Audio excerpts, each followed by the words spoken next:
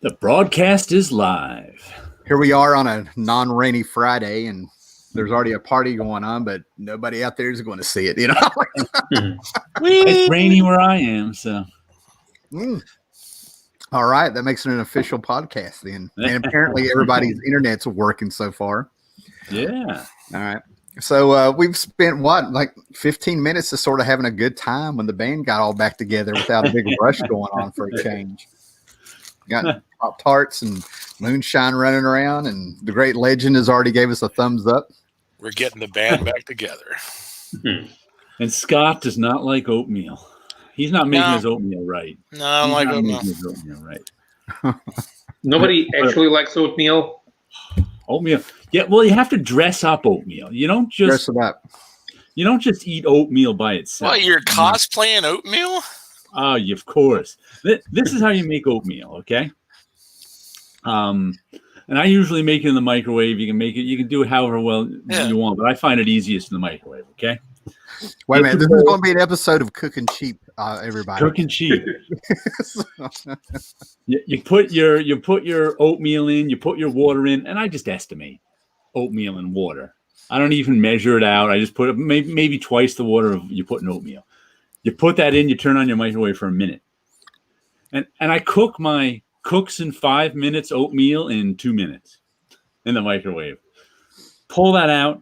Then I add a couple of tablespoons to sugar on it, and stir that all in. Then I put that back in for another minute, and usually it's done then. But if you've added too much water or too little, well, if you've added too little water at the first minute, you'll notice, and you add a little more in. If you added too much water, you'll notice at the end of the second minute, and you put it in for another 30 seconds. I get flavored. I get flavored. Or I get what you do is you take really thin slices of butter. You have to get your butter and slice it really thin, and it ends up being about 3 pats of butter, but you've cut it into 12 pats. Jared, you are overcomplicating this. Let me explain. No. You get the box of cornflakes, you put it in the bowl, you get ice cold milk, you put it in the bowl. That takes 5 seconds, and you've got cornflakes. That's good, but if you want oatmeal, you have to do it this way. Nobody wants oatmeal. I like Gallows' idea better. So you've got your bowl of oatmeal with your sugar stirred in, your butter on top. Then you take a little bit of milk, and you pour that on top. And let the milk and the melted butter marbleize together. And then you don't mix it after that point. You make curdled cream on top of oatmeal. I recommend it takes me less time to do a chocolate mousse. It takes 3 minutes to make. If you don't have 3 minutes to make yourself some good oatmeal, I don't know what you're cooking over there. Just get Quaker. I'm not cooking. It's breakfast. It's not supposed to be cooked. I eat it for lunch. In the animated Tig series, there was a villain whose name was Buttery Pat. Yeah. Unless you're eating yesterday's leftovers, then it was cooked yesterday, and you just eat the leftovers. I don't know. Like I was saying, man. I'd rather eat the chickpeas that I had yesterday as breakfast than cook oatmeal. You don't know what you're missing. You don't know what you're missing. The chickpeas has like 20 pieces of pork in it. You guys are pissed off, Paolo. This is the most he's called Paolo. We're talking earlier today about. It all started when you messed with the sandwich. Okay, Tim, here's a question. You guys are going to start eating like Southern Europeans, and then you'll never turn back. What wine pairs well with that? You've got a question, Paolo, or somebody. White wine pairs well with what? Oatmeal or chickpeas? Probably. I always repeat Mr. White Glove's Splash Page Comics story that I wish I was as smart as him when I was a kid. He tells, I remember talking to him once on one of the off-air years ago, how when he was a kid, he would collect, I think he was in Texas, he said. He would collect deposit bottles. We didn't have deposit bottles when I was a kid in New York. Right. He'd collect deposit bottles, get the nickels for them or whatever it was. And then get a money order from the post office so he could order comics from like Mile High Comics or something. I was like, Yeah. I wish I didn't. When I was a kid, I didn't know anything about postal money orders. We had no bottles to return. I'm like, wow, I could have got a lot more comics if I knew that. Yeah, way back in the day before the internet existed, I sent off a lot of money orders in the mail. Yeah. See, I never did. I didn't know money orders exist. If I wanted to order something like from Mile High Comics or something, I had to get my parents to write a check. Because I didn't know you could walk into the post office and get a money order. Ooh, you guys are so bougie with your money orders and your checks when you were kids. I had to get G.I. Joe points, and maybe my grandmother would like do whatever she did. You know. Do you remember S&H green stamps, Tim? Yes, I do. Yes. Many. I'm even unfamiliar. I'm even unfamiliar with the concept of fishing for coins inside the couch's cushions. No, that's how I made my living. I was going to wonder if I never had coins in my pockets. They're supposed to go in the wallet. When you said fishing for coins, I was going to wonder if you were like going to a public fountain and fishing them out. I would have. Tim would have, yes. I would have back then, yeah. I should have. When every quarter was a comic, you'd be like, Yeah, where the community, where my stepdad was in a community college or something when I was like 4 or 5, it was nothing to have his friends pass out on the couch. And there's a few of them I went into the pockets while they were out. I did. Ooh, $10 bill. I did. I mean, I got many a KISS card. That's all I'm going to say. KISS trading cards back then. Yeah. Oh, Speaking my of gosh. trading cards, Here we go. that's one of my topics for the evening. I have to tell you what I've been doing. First of all, I found this out like a couple days after I started digging out some old trading cards. I just read an article that said like trading card stores are doing a booming business during COVID because people are looking for things to do and they're going back to their old baseball cards and stuff. Right. And they're buying old baseball, like baseball card sets that haven't moved in price in 20 years are doubling and tripling in price because people are just buying cards like crazy. Yeah. And one of the things I did was I have these, in the 90s, I played a lot of Magic the Gathering. We used to play it at lunchtime at Marvel. And we also would try out other games. You know, other collectible card games. So one of them I had was this Wildstorm collectible trading card game. There's Jenny Sparks. And we played this one. It's like all the other games besides Magic. We didn't play as much, but we'd play them sometimes. Frenzied Vampire. There's one of the villain cards. So and you battle each other with the cards. Sort of. Have you guys ever played Magic the Gathering? No, never played those. We were still playing White Wolf role playing, and the people who played Magic the Gathering were weird. Seriously, I'm not being facetious. I know. People who were ground level on that were really strange for real. They used to call like there was in the early days of Magic the Gathering. I remember hearing tales of like friction between the card floppers and the dice chuckers. Oh yeah, which were the two factions. Yeah. But what was funny was like this came out in like 96, 97. And we played it a little back then. Put it up there. Then it was about, let me show some. Then there was about 2002 Jetpack. Let me see some character cards. They're the fun ones. I discovered I had a whole bunch of like Savage Dragon cards because it's like they used these are all the villains in it. What's funny is that Ollie's, I walked away from a Star Trek card game that they had that actually looked interesting, but there's nobody I'd be able to play with it around here, you know? Yeah. But what it was, you know, once I left Marvel, there was nobody, I had nobody to play with around here anymore, the card games. So they just sat there.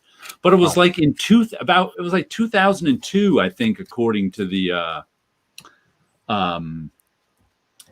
post stamp. I found out there was a solitaire version of this, which is what this edition is now called, Wildstorm Legends Solitaire. And I was like, well, I got nobody to play with. Let's try. So I went on. This is like 2002. I went on to eBay, And it was only about 5 years after the hit came out, so they were dirt cheap because nobody wanted them. So I got a big box of them for like $20 or $30. And I took it out. I started to play it, and I went, I don't care. And I put it away. 18 years later now, I decided, hey, I should dig out that solitaire game and try and figure out how to play. So you should have seen me this week. I was digging out all the cards. I was looking through them. And one of the typesetting geek things I did, Paolo will appreciate this working at a magazine, is here is the instruction book for Wildstorm. Oh God, that's going to take a while to read. Oh, See, that's nothing. I mean, when I watched people play some of these card games, it felt like it was a game. It felt like it was like a poker game. It was who could bullshit the most on what their card could really do. Well, there was some of that in there, but what I did with this is I actually scanned it in using optical character resolution recognition (OCR) to turn it into text, and then I brought it into Adobe InDesign and typeset. So it's like I re-typeset this whole book just so I could make a PDF out of it and read it. Yeah. That's awesome. And then after I did that, I decided to dig out another old card game called Heresy, which has even a longer instruction manual with even smaller type. That's like 4-point type in there. But this is a card game. Since you mentioned Heresy, didn't Mike Kaluta and Rick Berry do the cover on that? Mike Kaluta did a lot of cards for this that are really nice. Okay. And I ended up typesetting this whole, it took me like 3 or 4 hours. Scanned in. This one is like 50 pages, but I in 8 by 11 pages, it was like 25. But it was like, I just spent like, 3 or 4 hours typesetting. And it was just so, and it's funny because I find typesetting relaxing sometimes because it's just like, you're just kind of making fonts do things. But that's what I've been digging into my old trading cards too. I'm going to kind of, as far as the playing cards, for I like show what I get every now and then. My son in the early 2000s, he we'll say 2002, 2003, Pokemon, and I'm trying to think what the other one was because I ended up having to go see that movie where they actually showed the card fighting with the cartoon. Yu-Gi-Oh? Yu-Gi-Oh. I think Yu-Gi-Oh it was the other Yu-Gi-Oh. bit. Yeah. But what was so cool about it is like the third day of school, I ended up taking my son into kindergarten. And you would drop them off in the cafeteria, but as soon as we walked in, the bell went off. So I decided I was going to walk my son to class and leave. And this little bitch, 5-year-old bitch in a leather jacket, looked at my son and was like, "Hey, Devin." And I knew this was trouble. Long story short, she started calling him every day, and she was giving him these Pokemon cards that she was stealing from her brother that were worth like $200. Yeah. Okay. So anyway, everybody's saying a word. Was my elementary school experiences were so tame compared to that. I don't even have any analogy. Everybody got so quiet. I'm like, but anyway, I've always gotten like movie cards and stuff. And I picked up. I want to say I got the Kaluta set, but I'll get artist cards. Right. I think I've got them in there in a closet. But I'll get on eBay and you'll find for $3 to $5 if you just kind of play around and be patient. Like I've got all the little Shop of Horrors movie cards and the stickers that came with them, a bunch of Tim Burton movies and stuff like that. And I'll get them every now and then. But the 90s, I'm probably one of the few people who really like this. I'm going to blow up real quick for a minute here. But you guys probably remember this, but this is like Defiant Comics. I saw a bunch of these holders at Atomic Comics when I went to Johnson City, and that made me remember about my set. But they came out with this card set where it's 9 cards per page. But this one's by Steve Ditko, and as you collect them and put them in there, you get the actual comic. Oh wow! Yeah, that's neat. These I think they're very cool. This one just came apart on me here. I've had this forever. Yeah, they did a Plasm series like that too. That's what I was getting ready to show you. Yeah. There's the Plasm one. I got a ton of extra cards for this one because I had to work on this one, but it's complete, I'm pretty sure. Now, did you get the cards in packs, or did they come in the comics, or what? I found a wax. Okay, the Dark Dominion I might have found completed, if I remember right. But the Warriors of Plasm, I found the wax pack. Then I had to track this down. So this was early days of eBay's. We were still in the 90s, I think. Yeah. But the other thing about it is that you did get a exclusive card in the back that came with this, and you also would get a Splatterball special comic book in the back of it. And there's 2 versions of this. I don't remember off the top of my head what it is. Defiant Universe is, of course, a Dead Universe. I got my T-shirt in, by the way, of the Defiant logo. Yes, we saw that last week. Yeah. Right? I'm very proud of it. My wife called me at work and said, "I've hung it up for you." Anyway. You sure she didn't say hang it up? No. But I love that format. I mean, I don't think I'd want to collect those a lot. You know what I mean? Because you can't buy a whole wax pack once the novelty wears off. Yeah. You know what's funny about these Wildstorm cards is, like, I got them in like the ones I got in 2002, the big box of them for dirt cheap. They're now expensive on eBay if they have. It's like I think because it's like nobody knows they exist anymore. Right. The only ones you can find on eBay are like sealed boxes, which are expensive, or you can find like individual cards for $10 a piece. Pardon me. Or there's like unopened packs of them for like $10 a pack, and there's not many of them. So I'm guessing that like anybody who has these cards has them stuck away in a closet and they haven't thought about them for 18 years. Like right, yeah. So you just can't even get them, really. Yeah, and a lot of things come back around, like thanks to the internet and because of the pandemic. But I found channels on YouTube where people are playing D&D. You can watch them. They're playing some role-playing game. Yeah. You can watch them play, and that's not a new thing. Right. But it kind of makes this stuff come back around. And one of the things, I think I saw like a complete set of like 1,200 cards or something. It said of these for like $900. Like, who's buying that? Well, there's a comic book shop before it went out, before the dude's wife just left him because she was running the place while he was hanging out. But he didn't know anything about comics, but somebody brought in a bunch of Magic cards. And I think he said he gave $1,800 for them. And he picked out 5 cards, went and sold them, and doubled his money. And still had the whole big set. Magic cards are worth money. Wildstorm collectively are not worth money. Back when I was in college, or right after I got out of college, my friend Hal, who's an art director now at Green Ronin Games, he was like begging people to play Magic, and we were all playing role-playing games. And like, nah, we don't want to play that. And then, a couple years later, we saw how much those cards were worth, and we're like, holy crap, we should have got some back when they were cheap. Thousands. Yes. And the other thing I found when I was digging out those Wildstorm, I always say I don't collect trading cards, I accumulate them. Because there's there's no rhyme or reason to my getting cards. I just like getting some every now and then. And these are actually, just 20 or 30 or 40 maybe various Wildstorm cards. Like this is a whole Joe Chiodo set of Wildstorm cards. Yeah, I think I have 1 or 2 of those, but I honestly think they were stuck in the back of Wizard magazine. Is that where they come from?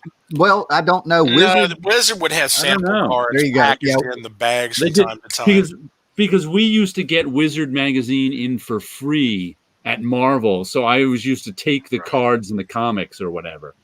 And it looks like, if anything, I could have got these all out of Wizard magazine, or I could have bought one. If I bought one pack, that's all there is here of this particular set. But the Joe Chiodo cards are really nice. Then I've got these. I think these are. Then there's some other random Image Wildstorm cards that I think are promo ones. They must have come out of Wizard. Little Deadpool. Yeah. And then we've got in the back. There's these really nice. There's this. I know they put out a whole set of Chromium cards. Yeah. I always like extra tall cards too. Yeah, I've got a whole bunch of Spawn cards, and a Mike McDowell did a Scarecrow for DC. In this house, like I just took out the drawer out of my desk. you can go through my stuff here and like, here's a Superman Returns card left over. Yeah. And then I've almost got a complete set of Cosmic Teams because I found a wax box, even though it says $1. So yeah, you've got an accumulation of cards too. So you say things and it makes me think, well, let me look in this drawer. And I love where it's live because I'm like, not staged, Yeah, because now my brain is going through and it's like, I know I've got a whole bunch of promo cards from all kinds of different random subjects, artists, whatnot that came from Wizard or other magazines or picked them up at a con or wherever they came from. I got one more box I'm not going to dig through, but the Wizard had a promo card. It was a long card, like what you just showed. Right. Whatever that is. I don't know. I don't know if it's a 3-inch by 7-inch, whatever. 2.5 by 4.5, I think. Okay. But it was Vampirella. And the one that they put in there was a real life model dressed up like Vampirella. And you kind of got the idea the whole set was there. They sold out by the wax box when they came into the shop. Nobody saw them. People ordered them. Or if they didn't order them, they came in that day and they just took the whole box and that was it. Never got to see that set. So that's kind of why I'm kind of curious about it. People collect sealed boxes of cards. I know in Magic, there's people who collect and invest in sealed boxes of cards. Like almost like a CGC slab, if you think about it. It's kind of like that. And often the sealed box of cards is worth more than the content of the packs if you open them all up. Yeah, I've got a RoboCop wax box. It's open, but I kept the box with a bunch of the packaging. I've got the Cosmic Teams. I got a whole bunch of them too. But the thing about the sealed wax boxes that people don't realize is I don't know exactly what year they quit putting those cheap bubble gum in there. Oh yeah, that's one of the reasons that a lot of the stuff went up. People who had those wax boxes and then finally opened them up years later found out that their cards were all molded and cemented together and discolored because of that bubble gum. None of the CGCs have gum in them, so. But I saw like a sealed box of these Wildstorm cards was going for $200 or $300 on eBay. Yeah. And I don't know if anyone was actually buying them. I checked these sold listings and no one was buying them. But I'm guessing that's just the price for sealed boxes that someone is looking for. So I don't know. I think the 2 last wax packs that I bought were of I can't remember if I bought 1 or 2 of them, but it was the Vertigo trading cards that came out in the 90s. I think I had those. Yeah, and I don't think I have a complete set, but it was really cool to get those.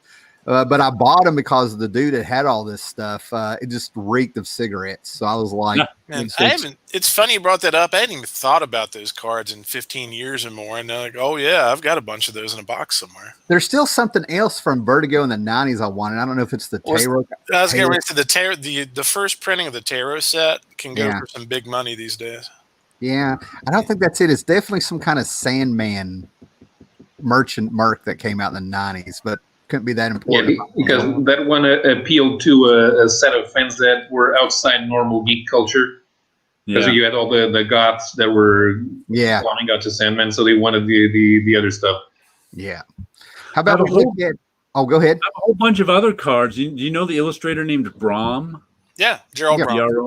He did a whole set of collectible trading cards. Yeah, he did. A game in the 90s, Doom Slayer or something like that. I have a whole bunch of those too. See, I'm gonna have to look at my eBay because I have a bunch that aren't up for auction. They're part of it, eBay stores or something, and I have a whole bunch of them just sitting there waiting for me to pull the trigger on them and stuff. I'll get emails about them every now and then to remind me. I'll look at some comments. Oh yeah. First of all, the great legend popped in and out, and that's he and I go way back, and we ran into each other on a couple of shows when I was trying to go to bed. He had a great live show. We got Mind the Comics. He wants to know what wine pairs with the oatmeal, but we don't want to get Paolo started again about oatmeal. Splash Page Comics. He mowed a lot of lawns. Also sold watermelon out of his red wagon. A true entrepreneur. I think I told the story about having my big wheel with a little basket on the back, and I would go around the neighborhood, ended up like getting a green duffel bag like they had in the army from my stepdad. Yeah. And I thought I was like just this big entrepreneur. And as I got older, I realized after the first 2 weeks or so, all the old people that were around the neighborhood saw me doing it, and they were leaving them on their porch for me. You know,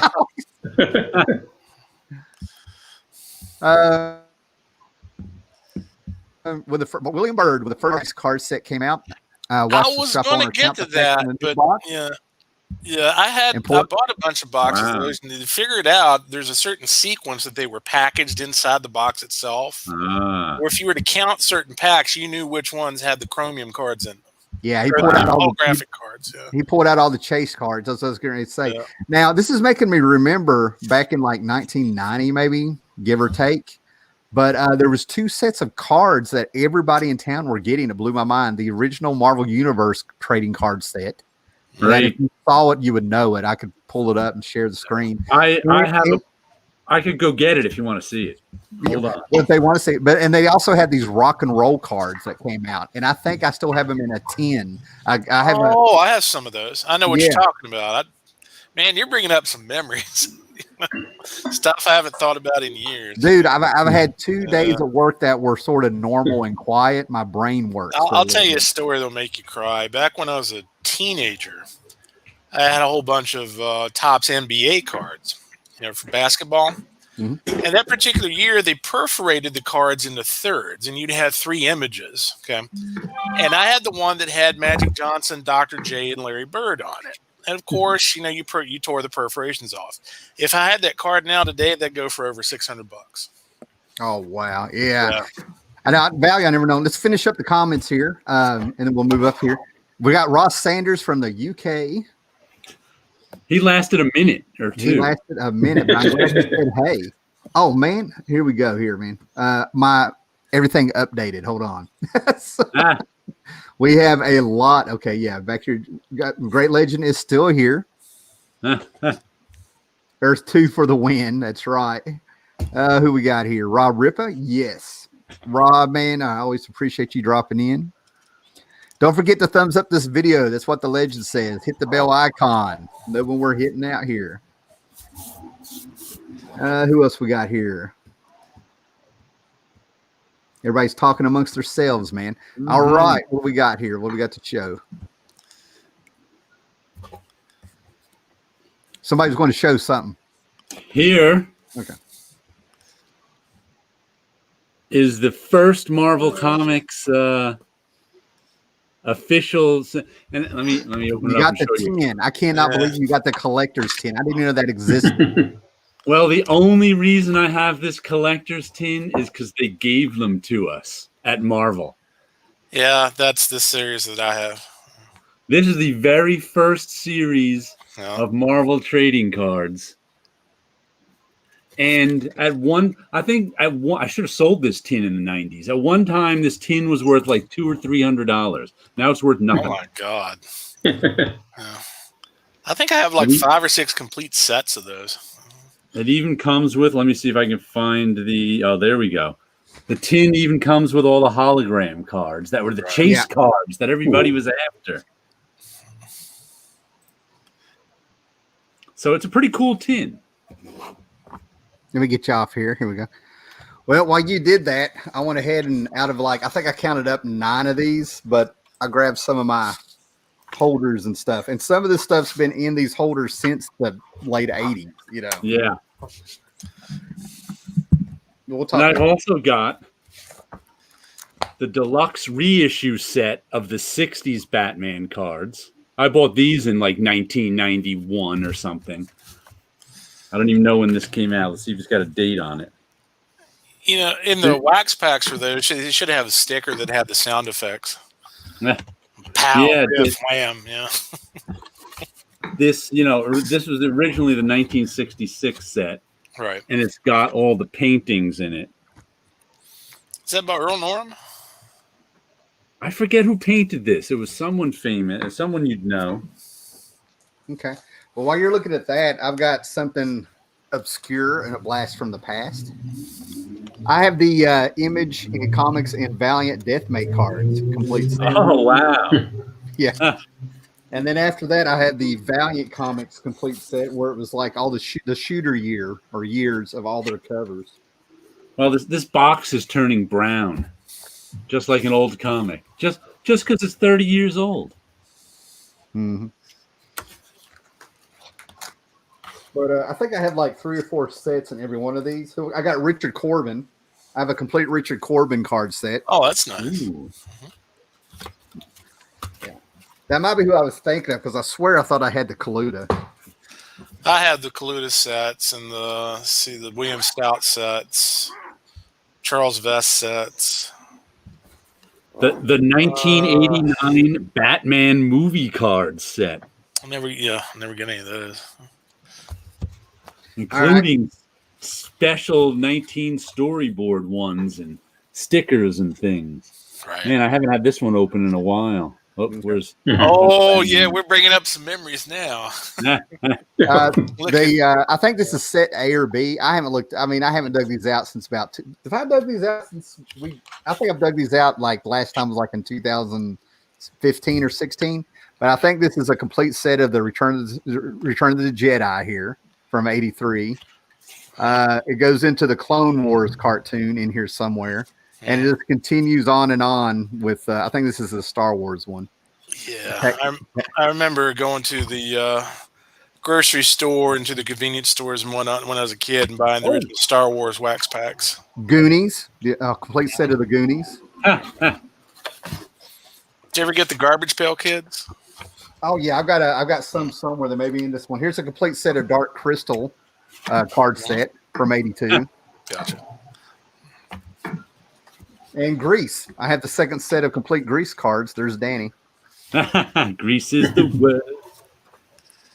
Grease is life. When I was a kid, I had the Mork and Mindy cards.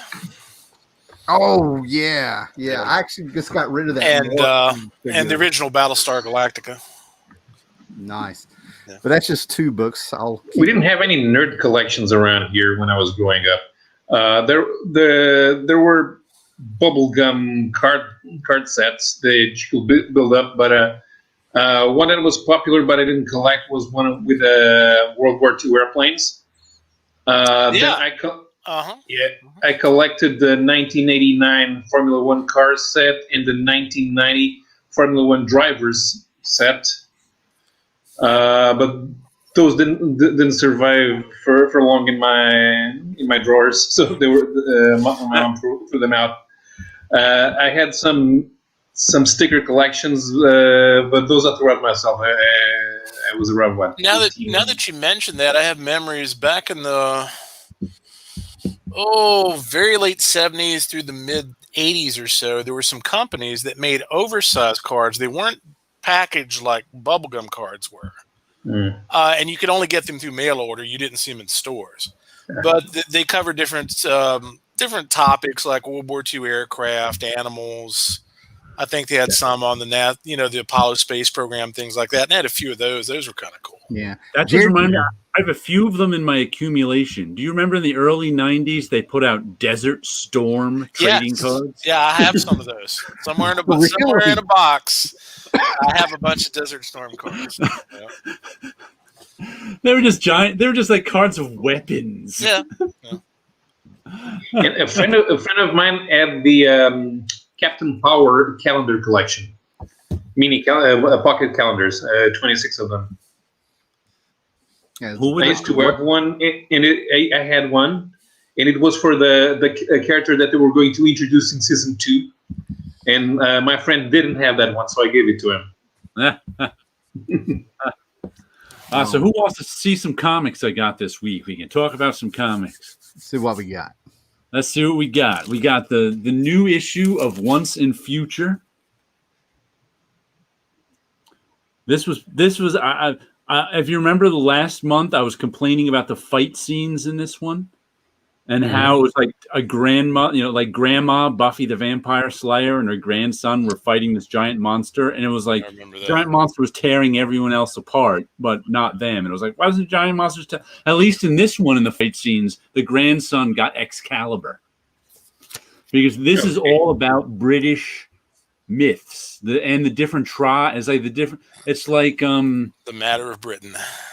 I think they said like King Arthur and those guys, are Britons. They're British myths, and like Beowulf are like Anglo-Saxon myths. So they're going way back 1,500 years and to the different Beowulf, tribes Beowulf's that were a way good bit before any of the Arthurian myths ever existed. no well, they're going with the Arthurian myths as if they were real, kind of like as if they really were 500 Arthur 500, and then it was after that the Saxons came in. So their myths are distinct from the Britain's myths. Yeah, they are. They're very distinct. Yeah, but to us, they're all the same because it's all just like English now. And another good. This was an especially good. This has been one of my favorite series, Red Mother, and I call it slice of life horror.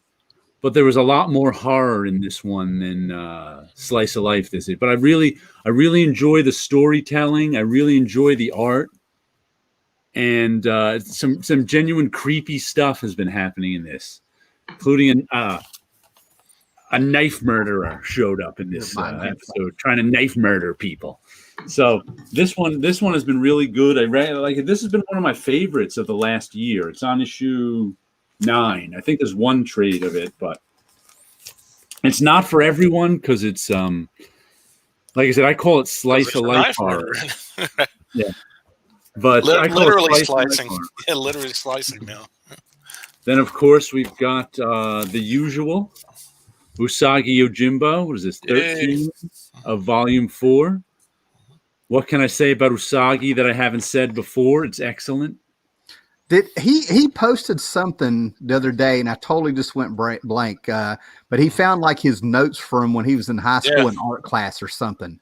Yeah. He found his notebook from art class in high school when he's digging out some stuff. Yeah, I meant to go back and look at that stuff. You know, he had like his handwritten notes on his concept for Nilsson Ground Thumper, and oh wow, it's like if you're doing like DVD extras, that's like as far back as you could go. Yeah, that's why we keep certain comic book creators on Facebook. I'm rarely on Facebook anymore. Seriously, like I'll check something for a minute, but it's guys like him, Rick Veitch, and all them stuff. They'll pull out stuff like that. You know, Steve Bissett's stuff on Facebook is fantastic. Oh, I haven't seen his stuff. Oh yeah, he posts all kinds of cool stuff all the time. Yeah. But what's good about this particular story too is Usagi Yojimbo has been around since what, 84, 85, somewhere around there. Yeah, somewhere in through there. And this is the first time he's gone back to his hometown. So in all those stories Stan Sakai has written, he's never gone back to his hometown. So. It's like an old Western or samurai movie. He's gone home. Bruce Lee even went home, you know. And what's cool about it too is the reprint series which they've been doing, reprinting the earliest Usagi Yojimbos, except they've been coloring them. Yeah. So it's like you've got to read his origin where he left his hometown at like the same time 35 years later when you read about him coming to his hometown. So I found that very think they did that on purpose or something. Yeah, it's pretty wild. And this, I actually was surprised I enjoyed so much. I put it on my pull list. Dynamite. This is basically a 5-issue crossover Dynamite series with Red Sonja. Who else is in it? Vampirella, Peter Cannon. I think, and they're basically doing a Marvel Zombies DC Deceased thing. So I ended up liking the and who's Declan Shavy and Fred Van Lente are the writers, with Vincenzo Carath and Justin Mason as the artists. And I ended up, I just picked this up on a whim, because I had an extra $4 in my budget this week, and I really enjoyed it. The artwork was nice, the storytelling was nice, and I generally like both. I like Declan Shavy's stuff. He's usually an artist, and I've generally liked Fred Van Lente's writing. There's a nice double-page spread sort of one for you. But yeah, this one really surprised me because I have not bought many Dynamite comics. Then, of course, we got a couple of true believers. Because who doesn't want to buy, what number is this? Amazing Spider-Man 86 for $1. This is the first time the Black Widow shows up in her Emma Peel-inspired cat suit. Yeah. With the bump. She's got the bump and that haircut with the bump. Yes. With some really nice drawing. I think this is Ramita and Jim Mooney. Yeah, Ramita and Jim Mooney. You got to thank Diana Rigg for just like revitalizing so many other franchises that they had no idea about. They had no idea. And then the other one they got is in Amazing Adventure. This is Amazing Adventures 1 and 2. The Black Widow parts. Who did this? I might actually. I have issue 1 or 2 of that. The John Buscema and John Verpoorten on the art. Yeah, I think I won it in an auction when I won it in an auction that was mixed in with a bunch of Kirby stuff. I read that story from #1 once. It was published as a filler, and I kind of didn't understand why they were publishing that because she had her new short hair appearance in Frank Miller's Daredevil at the same time. And here's something I didn't. I think I put it away. But the Iron Man with the first appearance of the Black Widow in it, the scripter had a name I'd never noticed before. I was like, is this somebody using a pen name? Was it N. Korok? Yeah, that was it. Yeah, that's Don Rico. That's Don Rico? Yeah. Oh, okay. Because I was like, I was looking at that because I don't think I've seen that issue since I was a kid. And I just always assumed that those early Iron Mans were written by Stan Lee or Larry Lieber. Yeah, wasn't it? Are we talking about Black Widow first popped up in Iron Man or Iron Man Tales of Suspense? Yeah. And there was an N. Narok. That was it, right? N. Korok. N. Korok. And I was like, because Don Rico's working Hollywood at the time. And he didn't want his Hollywood bosses to know that he was willing to work for less money in the comic book business. Yeah, the Screenwriters Guild would have frowned on that. That was Don Rico. Yeah, we had Monday off, so we ended up going to the theater to watch Hocus Pocus. That was my first time with that movie.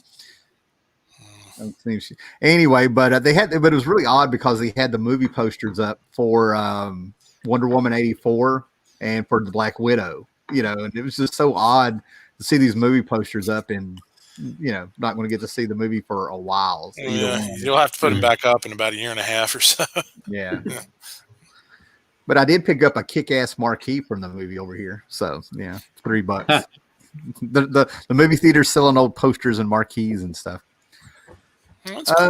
Now, I've got one book, and it was kind of wild because we were just sort of talking about this. There's some Warren Ellis stuff there at Image that I really like because out of all the Warren Ellis stuff, I think it's personally some of his better work, yet it hasn't been exploited. You know what I mean? Like, you don't hear a lot of people talking about. But it's when he came on with Stormwatch. And he was on issue, I think, 38 to 50 of Volume 1 of Stormwatch. Changed the whole book. And I love how he changed it because the heroes that were there, they were just fired. He didn't, the ones that he just came in and they were like, okay, thanks for sticking around for 36 issues. You're all fired. They brought, and he started bringing his own heroes. But by the time he got to issue 48, 49, and 50, it was this story called Change or Die. Now, here's what's bad. I've never read 48, 49, and 50 because I keep meaning to buy 48 and I keep buying 47. I have 3 copies of number 47. I had it in my hands 2 weeks ago at Johnson City. And I was like, no, I did it again. So it was amazing to have this trade come out of those issues and the first 3 issues of Stormwatch Volume 2, where Midnighter and Apollo kind of took over. Then we went straight into Authority after that, the Authority. So, $3 Molly's. $3. Oh, yeah. I was just going over, I think it was 2 weeks ago, the last week you weren't here. The sequence of Stormwatch 10 11 and Aliens Wildcats. Which I always call the Stormwatch Aliens. I always call it that, Stormwatch Right. Aliens. But it's one, and what had happened, and because I went and looked after you mentioned it in one of your videos a few weeks ago, and what had happened was Stormwatch 10 came out. At the end of Stormwatch 10, it said to be continued in Wildcats Aliens. The only problem was Wildcats Aliens came out the same month as Stormwatch 10. And it was a $5 standalone book in 1998. So shops didn't order it. Plus, the Wildcats' own book just ended like 3 months before. So there wasn't even a Wildcats ongoing series. They put out this Wildcats Alien special, and no comic shops had it. I can remember just going, oh, well, I guess I'm not going to read the second half of this story. I'll also put out there was a fatigue because you had Batman Predator, Superman Alien. All of a sudden, there was a fatigue for people with these characters and stuff. I mean, around here. Yeah. Nobody cared about Wildcats Aliens. The only one who cared are maybe Stormwatch readers who saw at the end of their issue to be continued in Wildcats Aliens. And even we didn't care because I just assumed it would just be the second half of the story, and I couldn't get it anyway. Yeah, so then, there was people who were Ellis fans that wanted it just because it was Warren Ellis. That was it. Yeah, and Warren Ellis was big at the time because that was during the Transmetropolitan had already started. Yeah, he wasn't that big yet. Transmetropolitan was still kind of a cult book, so it wasn't quite that big yet. But anyway, issue 11 came out, and everybody was dead, and it was just like, what happened? And then at the end of issue 11, it says, "Last issue, see you in the Authority," and it was like, what just happened? And that issue of Wildcats Aliens actually shot up in price if you could get it. Yeah. And it was like a $20, $30, $40 book. I finally got it in like 2002 after they put it out in trade finally. The price of the issue came down. But now everything's out of print, so you can't get any of it. But, I was about to grab the trade. I finally read it in trade too, but I've never laid eyes on one. And it's not that pricey now, I would assume. Yeah, I don't know because now there are two collections with the Stormwatch run. One with the issues from Volume 1 and the other with Volume 2. But the one with Volume 2 has Stormwatch number 1 to 11, and it doesn't have Wildcats Aliens. And I have the original trade collection, the 5 of them, and the fifth one does have Wildcats Aliens, which it took forever to come out because they knew that they wanted to reprint it. They knew there was buzz about it on the internet, but it took them a while to figure out how, because of the issue, the rights issues with how they were going to split the money and how are they going to put the aliens on the cover. And if Dark Horse was going to do anything about it.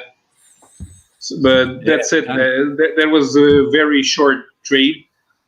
The Final Orbit, I think it's what it's in. Yeah. And that one ran out of print sooner than the other ones. Yeah. And because no one had, like imagine, a $5 book in 1998, shops aren't going to order. Right. They just did, especially like I said, Wildcats didn't even have a comic at the time. There was no Wildcats Monthly. That comic fizzled. I mean, it started out with the hot, and then it fizzled, and then Alan Moore came on, and it was sort of, and then I liked the Alan Moore stuff a lot. Love it. It's on my. I keep it on my shelf so I can pull it out when I feel like it. I have to reread that one. Now, the thing is, if you read Stormwatch number 9, the story kind of ends there with a happy ending. Yeah. So you don't have to read 10 and 11 if you don't want to. Right. But it goes to 11. But Jared, I will tell you, it goes to 11. That's Spinal Tap for you muggles out there. But the finished Alan Moore run, you gotta get issue 50. He finishes the story of Tal in issue 50. Oh yeah. I actually have a Wildcats Volume 1, so awesome. I like Tao, and they used Tao great. I mean, I thought Tao was I enjoyed him so much as a character, and Alan Store's Wildlife, and they used him in Sleeper Volume 1 and 2 very effectively too. Are you serious? Yeah. Oh yeah, he is the. You never read Sleeper by Brubaker and Phillips? No. Yeah. And they got to use Tao. That's amazing. Yeah, but what it is he was really just the big boss behind the scenes in that. And Sleeper is the story. It's called Sleeper because the guy's a sleeper agent. He's a good guy who goes undercover in Tao's organization to try to bring him down. And but he just, it's the story of a guy, it's kind of a Donnie Brasco story of a guy going undercover and kind of losing himself. And Tao is the head. You don't really, Tao's presence is there more than he is. Yeah. Mm-hmm. Because he can, as you know, he can make you think things are his idea. So when you're trying to bring him down, you got to be really circuitous about it. And you can't go at him because if he figures you out, he can just order you to do something crazy and you'll do it. And you'll never know it wasn't your idea. So it's this whole, and it's like a superhero. It's like a superhero espionage story. And what's crazy is I can't remember his partner in this, because like I said, he's undercover. He's the only good guy. Everyone else are bad guys. And he's trying to figure out what to do. And I think it was John Lynch or somebody who running I.O. was his... Is that the Gen 13 Clint Eastwood lookalike? Yeah, that's the guy. He was around before Gen 13. He was from Wildcats. I think. Yeah, he appears in Wildcats number 1 or 2.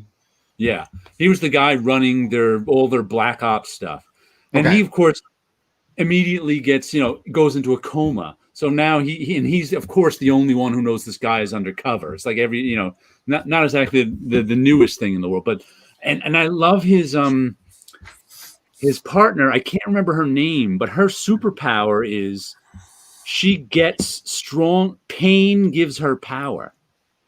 Or was that his power? No, it was her power. He is invulnerable to pain, and she gets off on giving pain. Right, she gets stronger by giving pain. I think her name was weird Mercy. Dynamic between them, and she was such a sadist too. She was just she got superpowers from handing out pain. As soon as I said S&M, two people bowed out. They were like, "I'm out." I think her name was Mercy. I can't remember. Maybe in my something head. like that. I'll tell you what, if you had told me this morning we were going to be talking about image books and stuff from 20 to 30 years ago, I'd have been like, well, yeah. but that, for me, Sleeper was the beginning of the beautiful relationship between Sean Phillips and Ed Brubaker. Yeah. That was where they first, and I saw something, speaking of Sean Phillips, I saw, who was it? Was it Pope Cerebus, maybe this week on his pull list, pulled up another series from I think it was the late 90s, early 2000s by Peter Milligan and Sean Phillips called The Minx. Yeah. That was another, I remember liking that one back then. I want to say Vertigo. Yeah, I want to say it had Glenn Farby covers, but that I don't know. I don't remember. Yeah, it may have been Vertigo, but that was first time I thought. I have them on my shelves somewhere. The first time I thought of that one in a while. I just know that every now and then, if I run across some Vertigo books, I pick them up, and it's kind of nice to be able to get them now because there was a glut of comics in the 90s. You just didn't know. Those Vertigos hold up. Yeah, I was never a huge Vertigo fan, but they did put some stuff out that I liked. Yeah, they did some really good stuff back in the day. Yeah. Vertigo kind of behaved like a regular book publishing deal because you were not supposed to buy everything that they put out. You were supposed to look at their catalog and say, "Oh, this sounds interesting." Yeah. That actually leads me into one of the thoughts I wrote down for this week that I realized.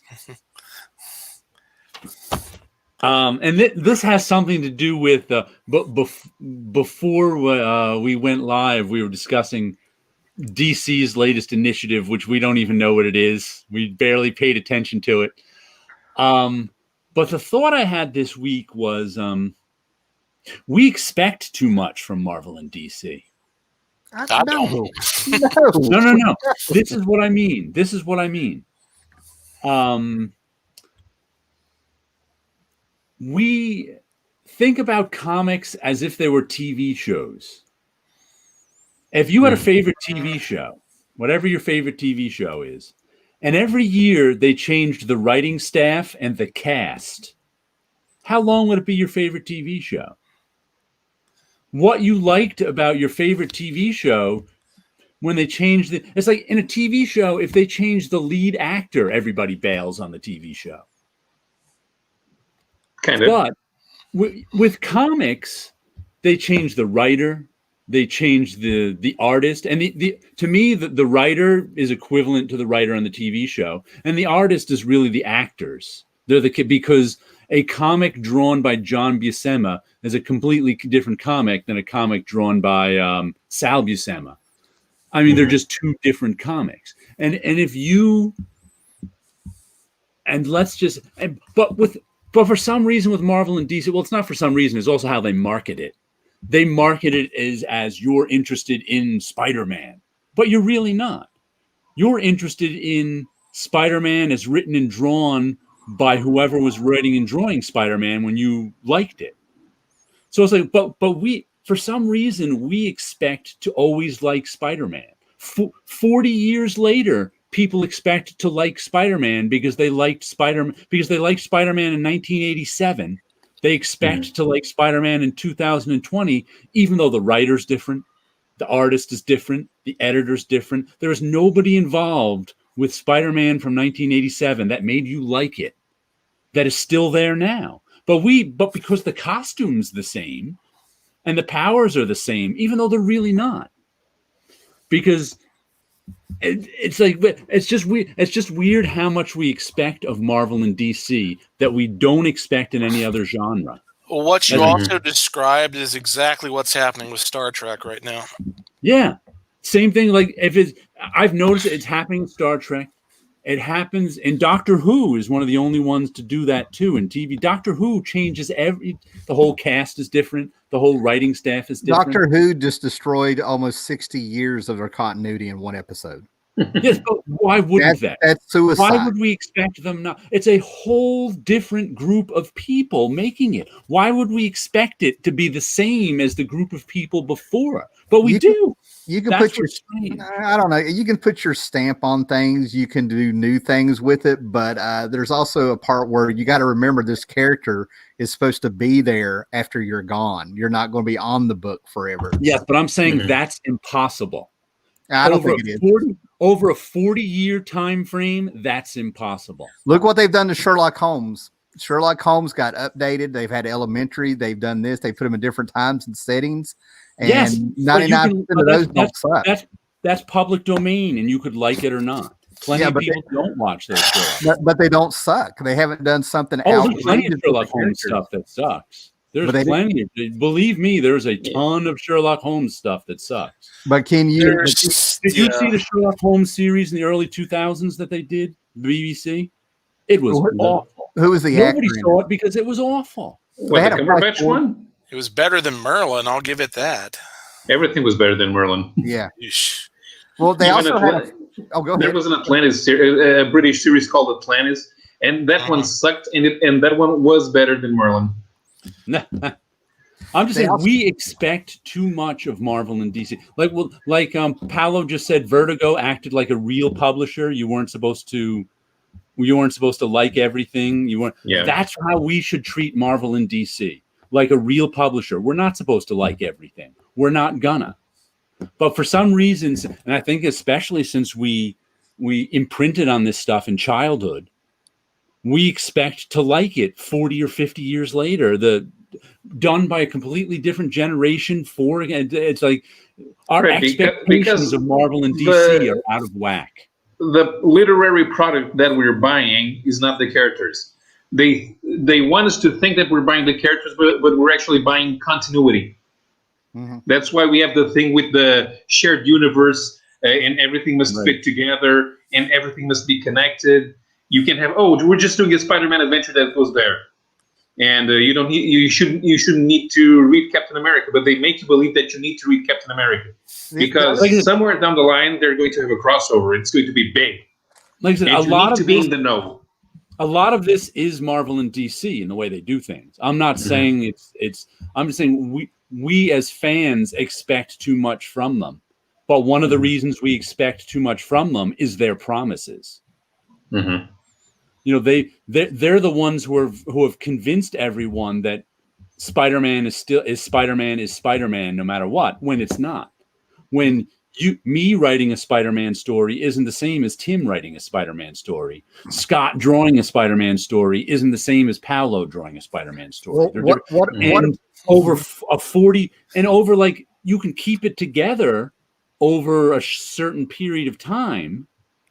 But over 40 years, like who's still working at Marvel that was there in 1982 overseeing Spider-Man that people liked? No one. Well, I think regardless of who you had on a team at a certain time, there's still no substitute for quality work, regardless. That is true. I'm not talking about quality. I'm not talking about the quality of the books. I'm talking about what we expect from. Of course, but that has to do with the people doing the books. If if Mike Kaluta started drawing Spider-Man, you'd be excited about Spider-Man because you're excited about Mike Kaluta. Right. Yeah. Mm-hmm.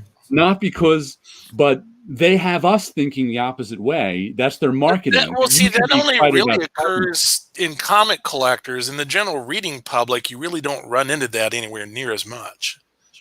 Yeah, I like it because they look at publishers like Vertigo. Yeah. Well, that's because Marvel and DC are mostly intellectual property houses rather than publishers. Mm-hmm. They're exploiting intellectual property. It's their job to make money off of Spider-Man. Yeah. It's their job to make money off of Spider-Man. Yeah, they blow my mind a little bit because, like, my whole thing is my take is going to be what Scott was bringing up. You have one job to write comic books and have somebody draw the comic books. That's what people want. Do a good job with it. But the last 5 years, they've been trying to say that these aren't for you guys. Y'all need to go on. You've already been there. And what do they do this week? They bring back Norman Osborn. Nobody that's read comic books in the last 10 years, and they just started, knows who Norman Osborn is. Yeah. So they keep rehashing things. They're not doing anything new with them. That was my whole point.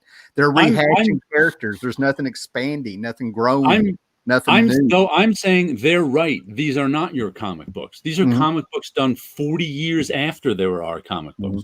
So there's no reason they should. They're done by a completely different group. I'm saying quality aside, like I said, quality aside, because if they put our favorite artists and writers on whatever comic book they had, we'd like it better. Quality aside, there's no reason for us to like a Spider-Man comic 40 years after we liked a Spider-Man comic. It's like liking the TV show Friends if they rebooted it today. If you were a fan of Friends in the 90s and they rebooted the show today, would you be a fan of it again? Well, they have charm. They say it's a reboot, but it's usually completely different. I'm trying to stay on board with you because I get what you're saying. I'm just on the exceptions. I'm stuck on things that have done that and they've been successes. Right, there have been, like, be done. They're not delivering. It can be done, but it is extremely hard. And is it like the one success I can think in television is Doctor Who, as I mentioned before. But that's small. That's one show. That's 6 episodes. Peter Parker should be 70 years old now. Yeah, even it's just. I think it's just impossible to keep somebody who discovered something and they liked it at 15 still liking it at 50. Here's done by a completely different set of people. Right.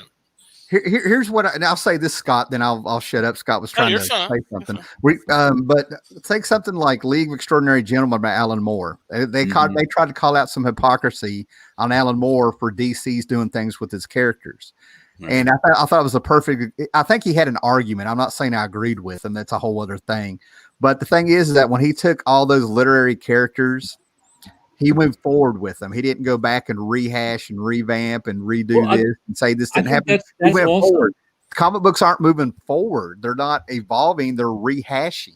They're mixing and matching. That's the difference between being an intellectual property house and working with public domain characters to make something.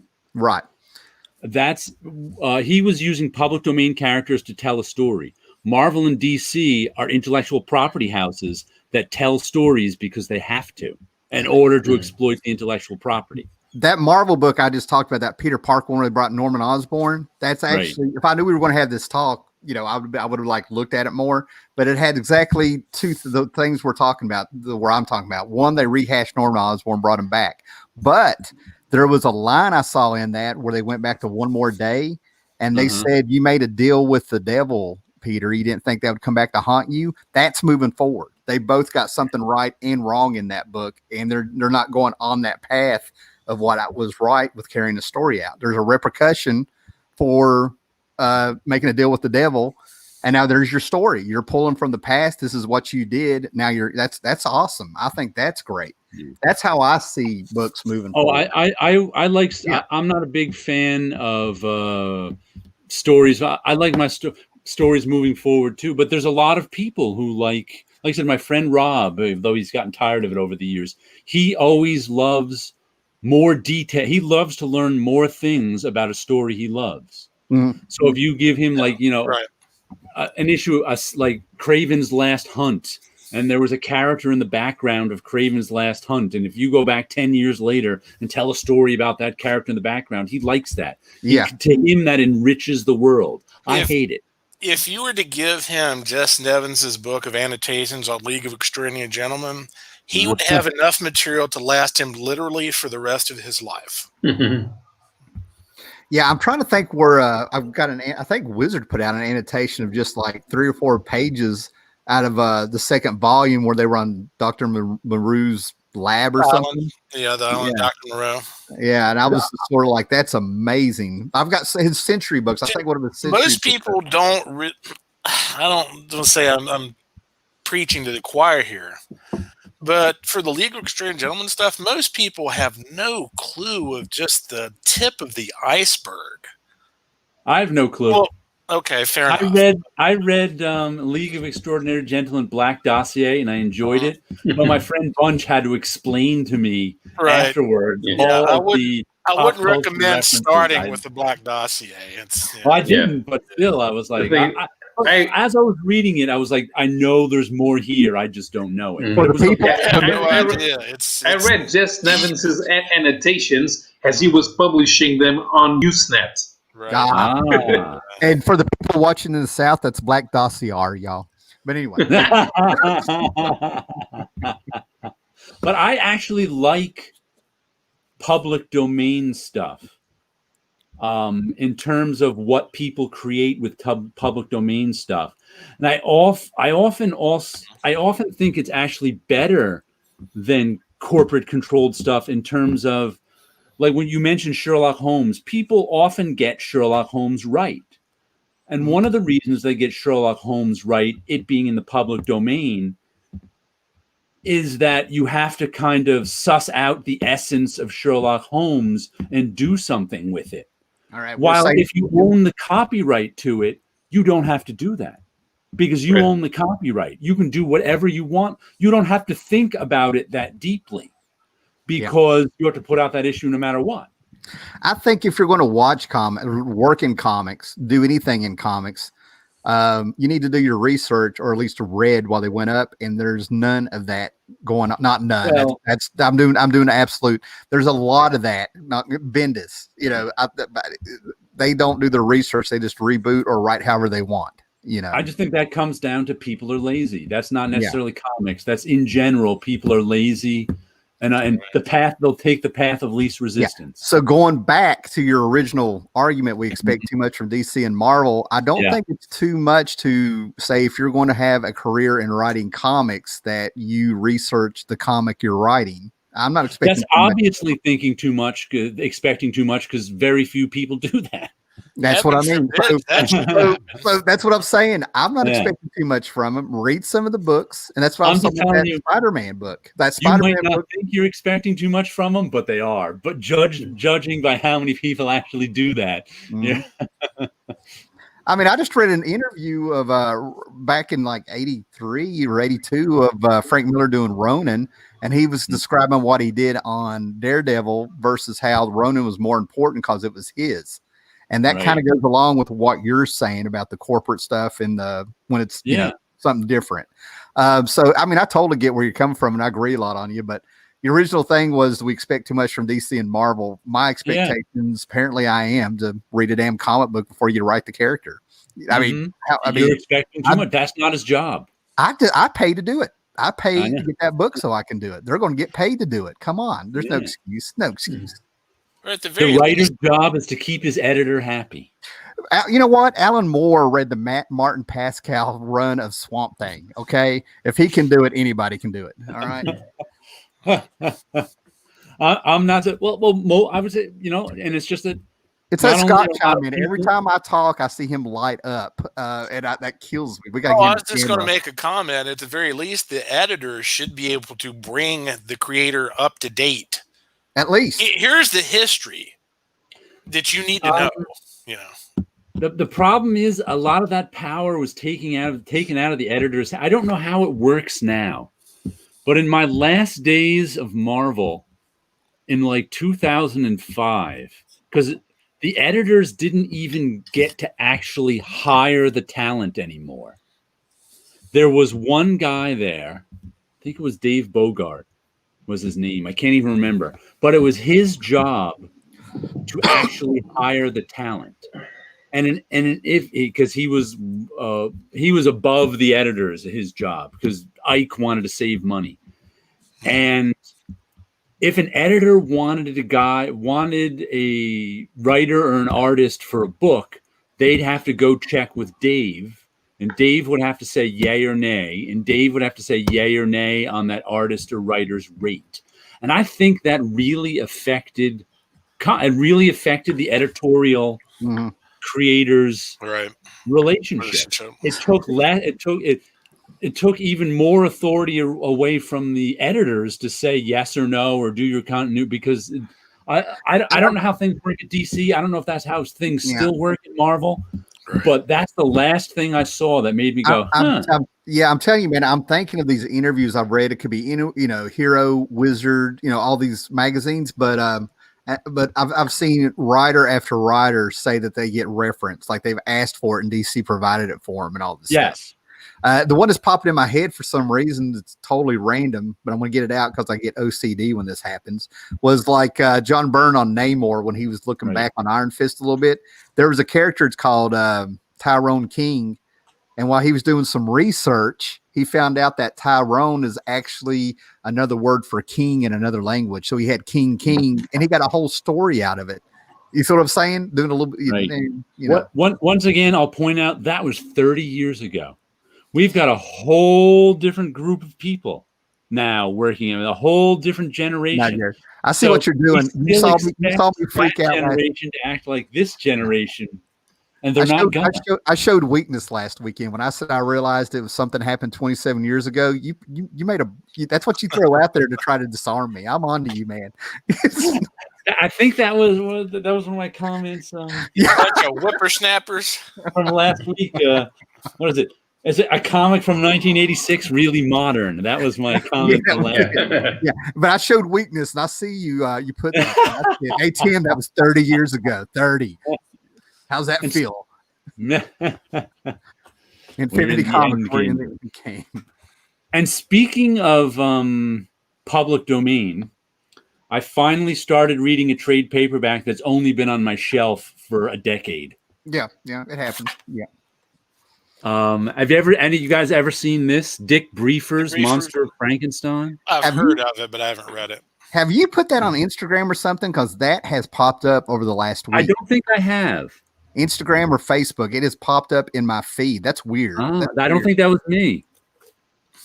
This is from I had never heard of it before they put out this collection. Yeah. The 1950s. Reads every story from the Monster of Frankenstein, 18 to 33. 1950, I think it's the early 50s. It might be pre-code. I'm not sure. But like I said, I think this came out in 2006. So it's been on my shelf for at least 10 years. Probably because it's not the greatest reproduction. They reprinted it in black and white from scans of the actual comic. Who's the So publisher? it doesn't look the greatest, but it's really well done. Who's the publisher on that? The publisher was... Who was the publisher, man? Does it say? It's on the spine. Let me published by Idea Men Productions is Okay. from 52 and 54. Right. But let's see. Let's give a website. IdeamenProductions.com. Okay. But the stories are really good. It's the story of because it takes place in 1950. Frankenstein's monster wakes up again or whatever. Mm-hmm. And he's a monster. He kills people left and right. He's just angry with humanity. And when he runs into people, he kills them. And like Frankenstein's grandson is trying to track him down and he's like bulletproof too. Only fire drives him away. And it's just really good. I'm surprised. It's one of these, 1950s comics that you go, wow, that's a really good 1950s comic. Mm-hmm. Because when he runs into a group of people, he just murders them generally, or he tries to. Yeah, that sounds like something I would dig. I love that Ghost of Frankenstein, if I'm thinking the right one. It's one where he just wakes up pissed off. You know what I mean? Like, yeah, he's pissed off. I think he had the furry bed. Yeah. So Dick Briefer is the name of the guy who did it, right? Uh-huh. Yeah, Dick Briefer. How's that for a name? Speaking of books that's set on a shelf for 10 years or longer, I have no excuse because not only did this, there's no telling how long I've had this. This is from 91, but, we'll go 10 years. But what's bad is the second set was sent to me by a buddy of mine who watches the show and on Facebook. I had a second set sent to me and I've never done it. So I'm determined to read this. And the reason it popped in my head is, number one, it's Halloween. And number two, I was watching this Drink and Draw show with Joe Quesada, Dan Pezion. Is that the name? Posian. Yeah. And they were doing death. They were drinking and talking about death. And they started talking about Will's Protatio. And they were talking about Z-lines. Joe Quesada was like, what's a Z-line? And a Z-line is what Will's Protatio they would get a block of black, like right here. But then they would go around it, making little tiny triangles, but they called it okay. Right. Joe Quesada said, I didn't know it had a name, but I've always hated it. And he was like, but it's Legion of the Night from 91. Oh, okay. All right. This is around the time you had Clive Barker was still big on the Hellraiser. You had the Epic line of comics and stuff. So this is by Steve Gerber and Will's Protatio in 91. And that era of horror books kind of feels really weird to me because they're too, I don't know, they're too clean with their art or something. I've never put my finger on what it is, They've got that sort of Marvel late 80s style of art that's so detailed and clean lined that it feels like we're seeing superhero art and somebody's trying to do horror, but it's a Steve Gerber story. So maybe that'll get me through. And maybe I always thought that the Portatio at a style that was good for horror. If he hadn't become famous for drawing the X-Men, maybe you would have had a good run on Doctor Strange or Ghost Rider. Imagine that he would have replaced Mark Teixeira on Ghost Rider. I think it would look good. That would have looked real good. I think I loved him when he came out. It wasn't him; it was the artwork, right? I mean, I'm picturing it in my mind, but it was X Factor. He came out on X Factor, and he had this great pose of Cyclops pointing, and all these guys were coming after him, and it was powerful. It was the first, it felt like it broke a mold when it came to that big "Let's Charge" superhero cover. It was, he had a lot of it. It was really good. Then my cat had kittens on it. My cat had kittens in the book. Was he the Cyberforce guy? No, that's parts of, go ahead. He was the Wetworks guy. Wetworks, okay. And Wetworks had a sort of a horror component because they had werewolves and vampires. There were cyborgs that hunted werewolves or something. Those are two comic. Who was the Cyberforce guy? That was Mark Silvestri. Silvestri. I used to buy. I still have them somewhere. I think on my shelves. Cyberforce and Wetworks I bought in the '90s as they came out, and I don't remember a thing about them. It's like I don't remember one single story that happened. Can you remember anything that happened in X-Men? You got it. Yeah, but the Cyberforce I found real interesting because stories were coming out that Mark Silvestre, and it turns out some of it was true. I just don't know the timing of the story. Yeah. But you had somebody like Dale Keown who sat there and he would do interviews and said, "Yeah, I play music on the side. I'll play some music over here, and I'll come over here and do Pit." Mark Silvestre was like, "Yeah, I'll draw some pages of Cyberforce, and I'll go hang out at Hugh Hefner's Playboy Mansion for a while. Then I'll come back and do some comics." Man, it was good to be. It turned out it was true. It was good to be one of those top comic artists. Was there ever a better time than the early '90s to be one of those comic artists? Apparently not, because you were living the same. You were rubbing elbows with rock stars. I mean, they got Aerosmith in a Valiant comic because a dude used to be the road manager who was working at the comic. There was all kinds of ties in the entertainment field. Shadow Man versus Aerosmith. It's an actual book. Shadow Man didn't stand a chance if Steven Tyler's lips started going. He said it on 2.5 Men. I'm still picking pieces of your ass out of my boot. I can just see it. But it's funny how for a brief few years, comic book artists were rock stars, and now no one even knows their names. Yeah. Because we, I guess we're expecting too much there, Jared. There's a couple of them I wish would be forgotten, but it's not happening. Yeah. We expect too much of Marvel and DC. That was my thought for this week. And now we're pulling out books we've had for 10 years or more, and we haven't read because we need our fix. I have a whole room of books like that. You do. Yes. You've got to get a camera. You've got to. You got to get in that back room. I got to clean that place up because I have a shelf that's slowly degrading over time, and eventually it's going to fall over. Yeah. I mean, it's been a couple years since I've been to your place, so I can. Yeah, it's been a while. Oh, Twilight. I pulled out the Twilight, the Art Deco. Again, I want to push this on people. You don't need to know the 50s sci-fi stars in here that Howard Chaykin. Twilight? Is that the J. Garcia Lopez one? Yes. Yes. That I have a page of original art from. Yes. I love those covers. The Art Deco of him. Yeah. I mean, the guy's so versatile, but this is the book. It's like, if you don't like the story of everybody seeking immortality and stuff and how will we deal with it. I mean, it's an epic story, I don't think I've ever even seen those. Yeah. I'm telling you, it's a gem in the rough. If you end up not even liking the story or it's too wordy for you, you just go through and you just look at the art. I have them, but I haven't read them, but I always like the covers on those. I've made it through about 4 readings over the years. You know what I'm saying? I mean, don't get me wrong. It's not like we're not talking Watchmen here, folks. Right. But I mean, we're just talking like Howard Chaykin. This is one of his better written books, I think. Okay.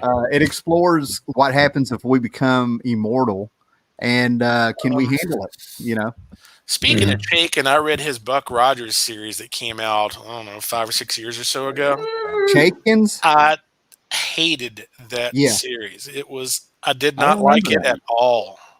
Which is funny because it's actually closer to the original Armageddon 1980 story than any other adaptation that exists. Here's my problem with Chaykin's take on that. I understand that when you're writing a story and it's his style, that certain characters work if they're cynical. Mm-hmm. Buck Rogers does not work in that way. Yeah. Hey, Sleepy Readers. I understand that. I've never read the original story. I know Buck Rogers from 2049. Yeah. We're gonna order food. I'll be right back.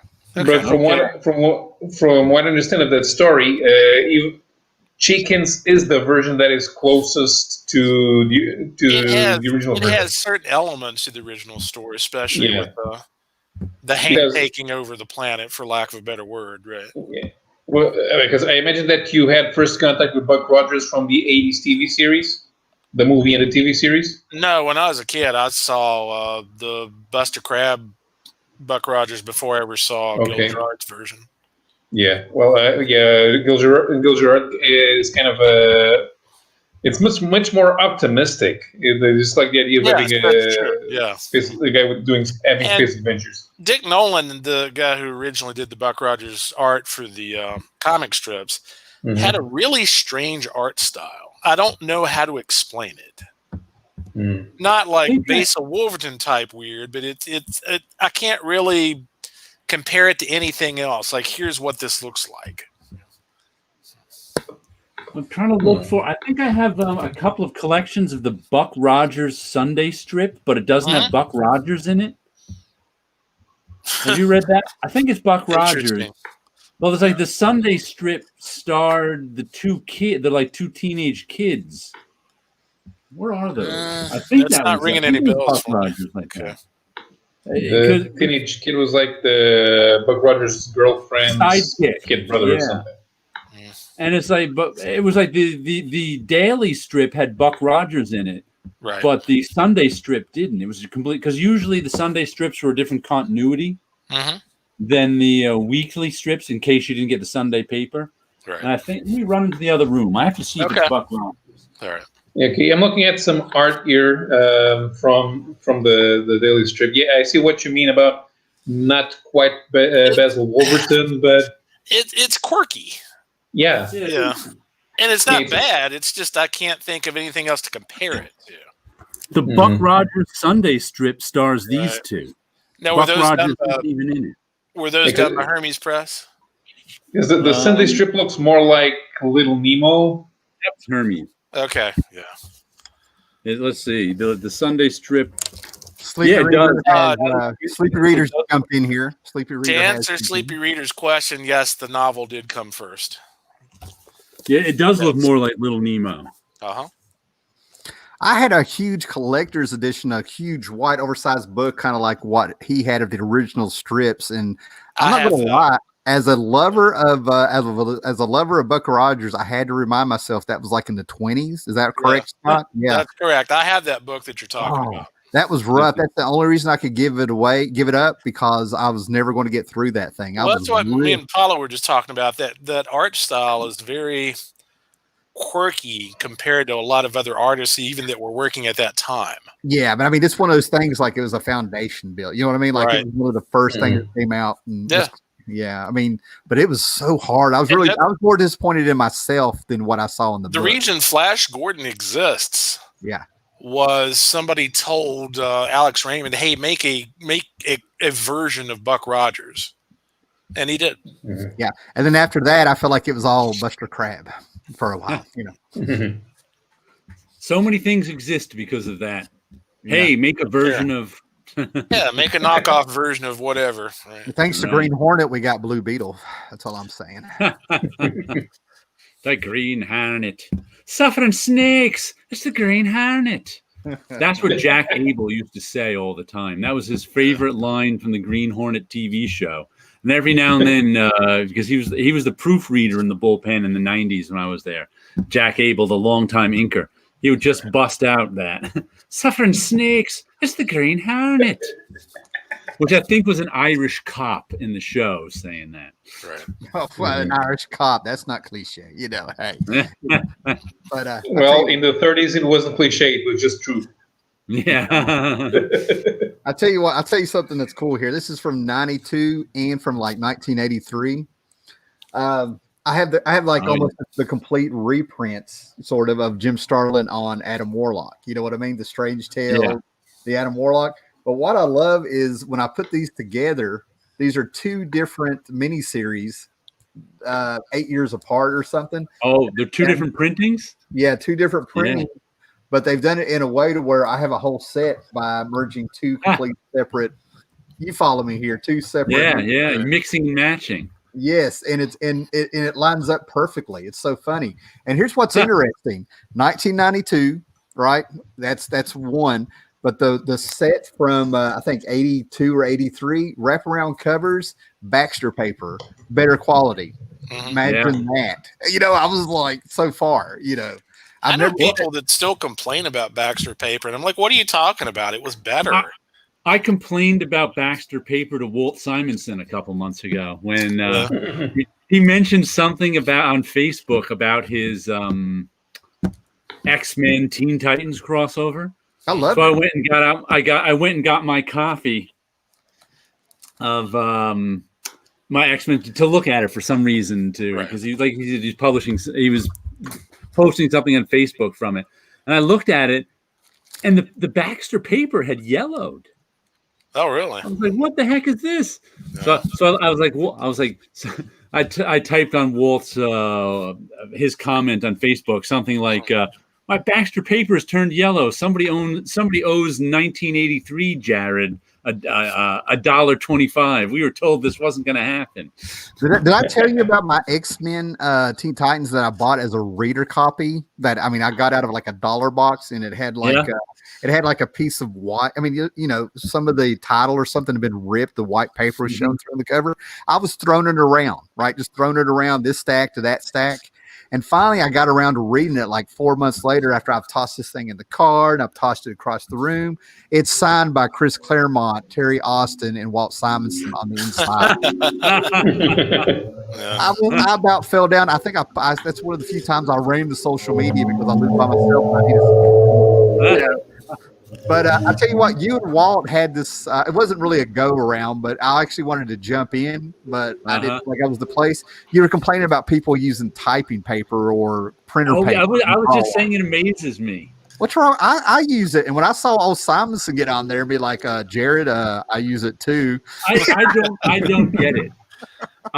Whenever I draw, I like nice drawing paper, but there, like I said, and this isn't new.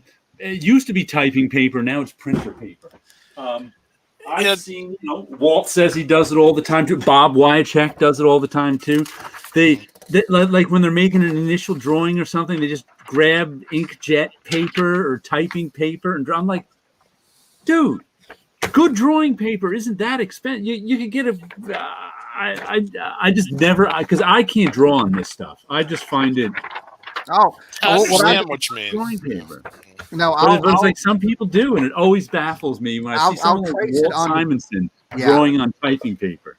Well, me and everybody. Oh, go ahead, Scott. Go ahead. I was just going to say, I've seen several different creators post things on Facebook that there would either be a certain type of paper they use, or a stock, or what have you, or ink, or a certain brush, and they'll stock up on it because sooner or later the manufacturer either stops making it or alters it in some way where they don't like it as much anymore, and they're like, "Oh crap, what am I going to do now?" Right, I'm particular like that too, but it always amazes me when some artists just aren't particular at all. I'm like, how can you draw on that stuff? Yeah. Well, I use it so I don't waste the good paper. I mean, that's just maybe it's where I grew up in a frugal area, but even everybody I had art classes with did the same thing. Sleepy Reader has this about getting these here. I'm going to look at them. I love those now. I don't want to they have yellowed. It's with this one you get double page spread. They have yellowed a bit. Yeah. Okay. But like I said, you get a double page spread. Now let's compare the 1 to 92. We'll just do it right here and now for Sleepy. I don't want to steer anybody wrong. I hate when people waste money. I don't mind people getting a book and not liking it. I hate when people waste money about because of me. So we get it one cover, not really that spectacular, and it's just plain comic book paper, and it all too has yellowed, and it feels flimsier. And the other one, they have more content in them. I think this is 2 issues a piece, maybe 3 if it's a strange story. So I don't have the actual ones to compare, but you get more content in these ones from 82 here, in my opinion.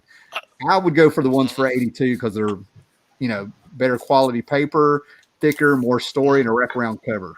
I think I might have mentioned this before, but when Jim Steranko was producing Comic Scene and Media Scene back in the 70s, the paper quality they used on those, even now, my copies are still pristine white. Yeah. Wow. I have a few things like that. It blows my mind. Then I'll get something from the 60s, and somebody had explained to me they used clay paper. That's why it chips. Mm-hmm. It's actually, your paper's actually falling apart. It's not ripping. Yeah. I think Sleepy Reader pointed this out in his video too. This is one of the flimsiest comics I've gotten in a while.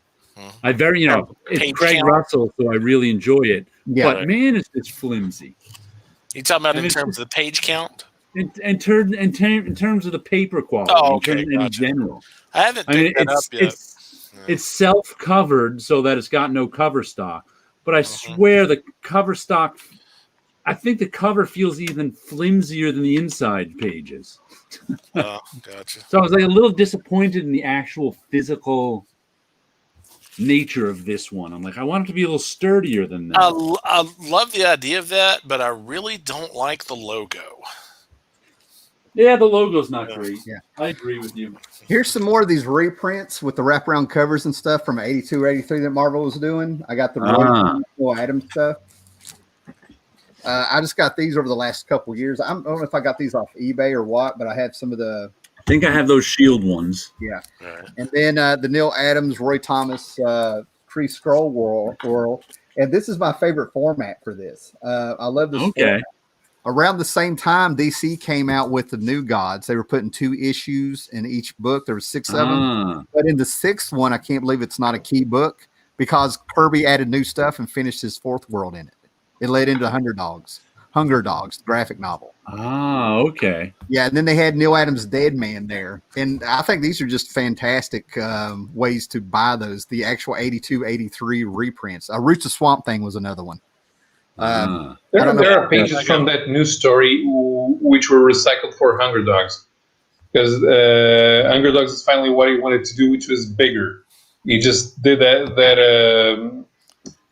last story as a filler for the reprint series, but in the end, it doesn't end like he wanted to. Well, I'm going to tell you what, man. I need to learn to read. He loved getting those. He's not saying I want to get those then. He's like, I love getting those back then. Oh God! I loved getting them back then he too. Did say thank you. Baxter paper would have been perfect for the Fantastic Four reprints. Yes. Yeah, I wonder how much money they save on that cheap. I don't know. Yeah, it's raging that the collectors don't go after the New Gods reprint. I will show you one more thing here, guys, but it's blowing my mind. We'll go with this one. I got a couple of these. I got a Spider-Man one, but there's these paperbacks that are coming out regularly. These are the Epic collections. Okay, no big deal. People have seen them in bookstores and stuff. I've been looking up like the ones like with Fantastic Four and stuff. These things are selling for up to like way past for the $40 price tag. Yeah. I'm not saying that they're collectible, but I'm wanting to know. I tried to look up a few of the Fantastic Four and a few that they're announced. What is it? They're coming out with. They're coming out. They're the Epic collections. They're just these trades on really nice paper. I've got Dracula. They're doing the Amazing Spider-Man. They start from the beginning, and you'll get. Oh, I didn't know they did the Monster of Frankenstein. This is the complete one. I found this thing for like $9. I know. I actually have the essential of that, but I didn't realize they put it in an Epic too. That's what I wish I had got the essential Conan when it was available. Yeah. Well, this is the same format as the Epic one. That's why I have it with those books. It doesn't say Epic, but I've got a Spider-Man and a Werewolf by Night and a Dracula. Yeah, I can't even. What it is their concept with the Epic ones, and I thought it was a good concept, was that they weren't going to start at the beginning. Yeah. They book mapped everything out, so like they broke Spider-Man down into I don't know how many volumes. But they weren't going to start at the beginning. They could just put out which ones they wanted at that time. So, the very first one they put out may have been Spider-Man Epic Collection number 5. Which is why I believe that's why they're going for such high prices, because people are afraid that they're going to go out of print. Yeah. And they want to make sure they have full collections because they're not going to be available as a collection at the same time. Right. Yeah, they've announced the one that I want. The next one I want is the Hulk one coming out, and it's got the 6 issues John Byrne did, but it got to where Al Milgrom made the Gray Hulk canon, and I always thought the Gray Hulk was canon. I didn't realize they just acted like he was always green. I didn't really think about that. I don't think anybody did. But Al Milgrom, easy being gray. I guess not. But that's the next one I want to get. And I think that comes out like in January or something. But you got to pre-order these things. Seriously, it's blowing my mind. Mm-hmm. It just blows my mind. There's people ordering these to the point that they're getting hard to get and they're getting expensive to the find. print runs on these too are not exactly huge. Yeah. They're not tiny, but they're not. Well, I don't see on anything I'm on. I'm not seeing anybody put up pictures. I'm not seeing anybody talk about it. I haven't seen. The print runs are only are like below 5,000. Yeah, that's how small the print runs are. Silver Surfer Omnibus went out in a print, which is a lot of when you think selling 5,000 copies of $100 book. They hear is a lot of money. What is that? 50 grand. So they're making money on it, but they don't have huge print runs, which is why some of the older ones start going for a lot of money when they fall out of print immediately. You would think if they notice these trends where there's demand for more copies. I think Marvel's publishing strategy is to keep their backlist small and just keep cycling through these. Like there'll only be demand for Silver Surfer Omnibus 5 years from now. I tell you what, these Epic collections, the only way they can make them better is they kept original ads. I mean, I really like these Epic collections. I'm okay without the ads. I actually like the ads in reproduction. You understand, Jared? I'm that guy. It's well known that I like everything about them old comics, even the ads. Yeah, I know, but I want to know. Yeah, go ahead. I don't want ads in my current book. I don't want ads in my old book. I'm okay with that. I can. There was something we were talking about the other day that if they could do a collection of the old bullpen bulletins and Stan soapboxes, that would be interesting to have. There's actually a book on the old ads. Yeah. There's a book that goes through all the old ads and what they were and who. The history of advertising is actually something that has its fans. Yeah. Yes. Yeah. Yep. Speaking of history of stuff, one of my Jason Liebig, who worked as an editor at Marvel in the 90s, is now a candy historian. He collects and archives information about candy, their wrappers and stuff like that. I think it's collectingcandy.com, or you can go follow him on Instagram, Collecting Candy. And he actually had a pilot show on Food Network about the history of candy. Unfortunately, it wasn't picked up. But they aired the pilot show of it. So it was pretty cool. And he does sometimes show. I think it was the Goldbergs. He did some stuff for once. They ask him to make because the Goldbergs takes place in the early 80s. They ask him to make wrappers and stuff for whatever candy is around. Period appropriate, right? Period appropriate. I found that an interesting thing. So there's someone who's interested in the history of candy. I mean, come on. Yeah, but the history of food in general is pretty. It's pretty interesting, even if you go with highly marketed brands, because then you have all the evolution of the logo, corporate characters, distribution, different flavors, regional variations, different competitors. Because like what we have here in Portugal, where we're the only country in the world where Nestle cereal outsells Kellogg cereal. Okay. So that's something that, from the point of view of the history of food, it's interesting. So there's always room for that kind of stuff. The fact that I can't find this that I've ever looked for, but there's an ad on the back of every comic book from the early 70s where it's some dude with his hair parted, and it's just like it's a photo of him as a bust and stuff like that. His hair's parted, he's smiling, and it's telling you to go get your GED or go to college or something. Oh, Alan Ross even painted it in a little panel and somebody reading a comic book in one of his books. I want to know who the hell that was and where he's at. Did he finish college? Yeah. Did he have kids? What happened, man? Tim, you know what my favorite comic book ad is? I want to say Sea Monkeys. I know what it is. No, You I caught me off like that guard. one. That one's. I think did Russ Manning or No. Russ Heath do the Sea Monkey one? No, Joe Orlando did. Joe Okay. Orlando. Okay.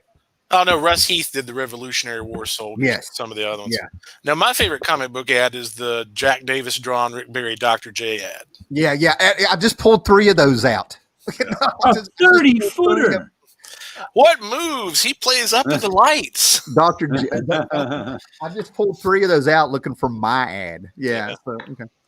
Well, guys, I'm going to have to wrap this up. We got food coming. We did the DoorDash thing where, we're too lazy to go out. Nothing wrong with that. But we got. I bet you didn't order oatmeal, did you? No, I ordered a Western omelet, believe it or not. Hold on, I want to finish with one last note that I found interesting this week. Take your time. Eric Larson tweeted out that Savage Dragon 252, his comic strip issue, the second printing actually sold more copies than the first. Oh, that's wild. Yeah.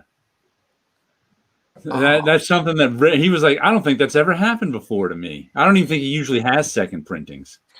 It seems like I've heard of one other book doing that, and that was like back in the 90s or something. Seriously, Yeah. there was like one book that's done that before that I can think of. That'd be something. So for some reason, that comic strip issue caught everyone's attention. Oh, that's nice. Speaking of the comic strip thing, the Kickstarter for everybody that we were talking about before that was getting on there, that Steve Rude started today. You can get an early bird special, but he's got like a 48-page trade coming out where they started a comic strip that you could get, I guess, somewhere. It's like Sunday Funny comic strip. They finished it up, and that's what the Kickstarter is doing, is being able to put that all out and trade. So I tell everybody it was a Nexus story formatted as a comic strip for publication in it went live. It went live today for those who want to get the early bird special. I mean, it's $20 and shipping's free in America. And then what was the other one I was talking about? The Dave Sims Spawn number 10, 48-page giant where he's redrawing Spawn in parts of the story and adding to it. Anybody remember the Spawn 10 book? I do. That may have been the first issue of Spawn I bought, because I just wasn't that interested in Spawn and Todd McFarlane's art, but I saw Dave Sim was doing one, so I went and bought that issue. I remember enjoying it. I love that issue. Out of everything that was in those Spawn books, that one was just like fantastic. I mean, that one was a statement about doing your own thing. Yeah, he had all your beloved superheroes were in cages because right. But what I like about it is after reading all this stuff about it, Dave Sims said that more people saw Spawn in that 1 month when saw Cerebus in that one issue of Spawn than in the past decade combined. Yeah, well, think of it. Spawn was the best-selling comic for about 5 years. It was number one every month. That's why the first 50 issues of Spawn are pretty dirt cheap, because they're so. I mean, it was. If you go back and look at the, I was surprised. It was just a few months ago. I went back and looked at some of the charts from then. Spawn was either number one or close to number one for 50 issues. I was like, wow, I just don't remember it being that popular, even though I knew it was popular. Well, I'll tell you what, if we're going to go way back and talk about that, and this may have been solved, and I just didn't hear about it, but it was issue, I think, 20 or issue 19. You got the next issue first, and then they published later the issue that came out before it. And I think it was a Houdini story or something. Seriously. I remember they did that during, because I read that in Stormwatch. After, I think it was the volume 1 of Stormwatch. What they did was, I don't know if Spawn did this, but a couple of books did. Around issue 10 or 12, they published issue 25.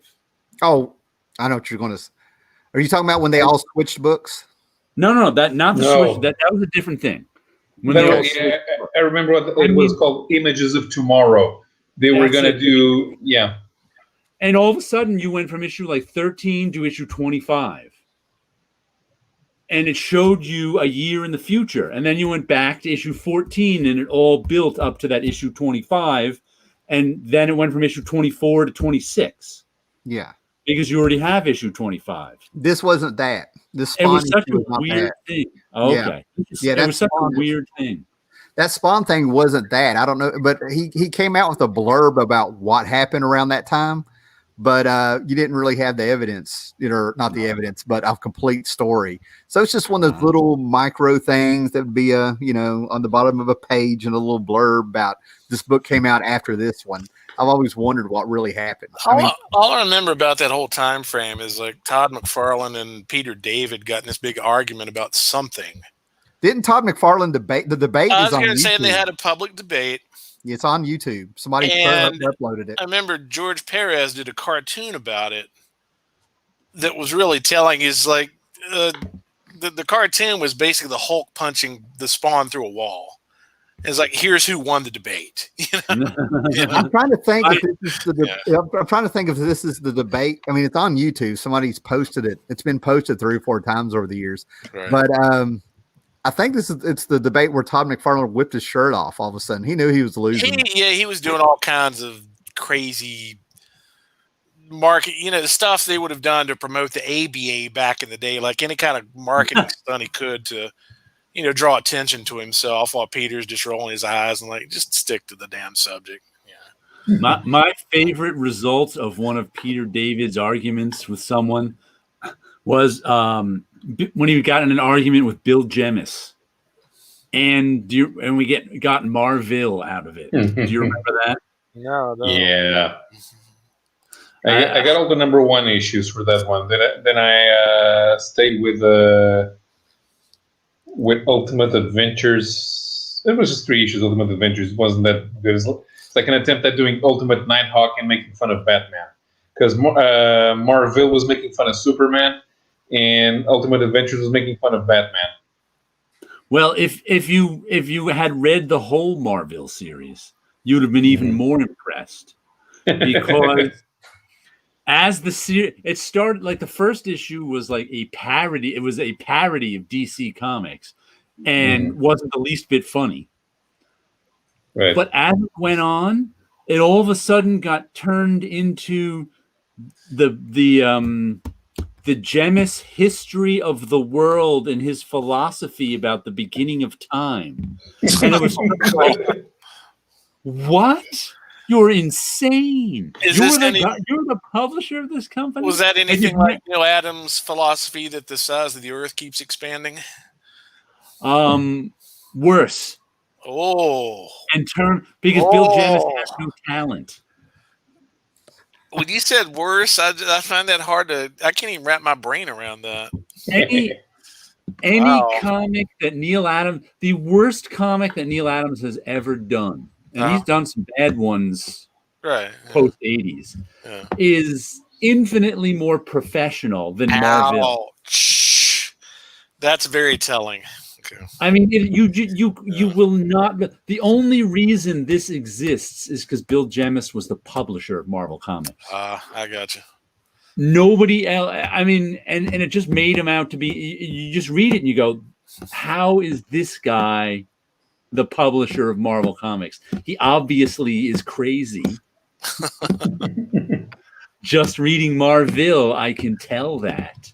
I'm trying to think. There was some kind of bet or something that he did with Peter David too about that was it. That's what you're talking about. The same thing. Yeah. That was it. He got an argument with Peter David because Bill Jemis said he could make better comics than Peter David. Yeah, because they kept relaunching his Captain Marvel. Right. They relaunched his Captain Marvel once, and the comic that one would keep going. Man, as a matter, I have to show you this. I think he pulled the Maestro in the Captain Marvel. The whole Maestro. Well, what it was Peter David. They were having a contest to see which would sell more. Yeah, and if you think Marvel, and I have to show you that. Hold on one second. Oh, Marvel was bad. Not only was it bad, but there was like a midget in Pirates of the Caribbean, and I had something where I cut his head off of a box, and somebody had in this comic book shop in the Claypool Hill Mall that sold games and stuff had a Marvel comic up, and I like taped it on there, and then the book sold. I might be the only one in the world who has these. These are Marvel pint glasses. That's not too bad. Pint glasses, but After the launch of his book, Bill Jemis had these made up and he passed them out to everyone. Oh my God. I have 9 of them.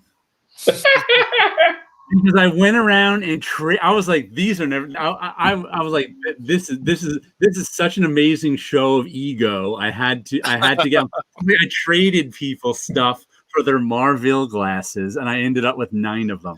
I said one day I'm going to have a dinner party where we all drink from these and discuss the merits of Marville. That's hilarious. I've never seen anyone do that before. These weren't sold anywhere. He just made these up for the people in the office. Right. We'll do a Marvel special one day. Yeah. It is amazing. It is amazing. And I don't think Mark Bright ever worked again after he drew that. Are you serious?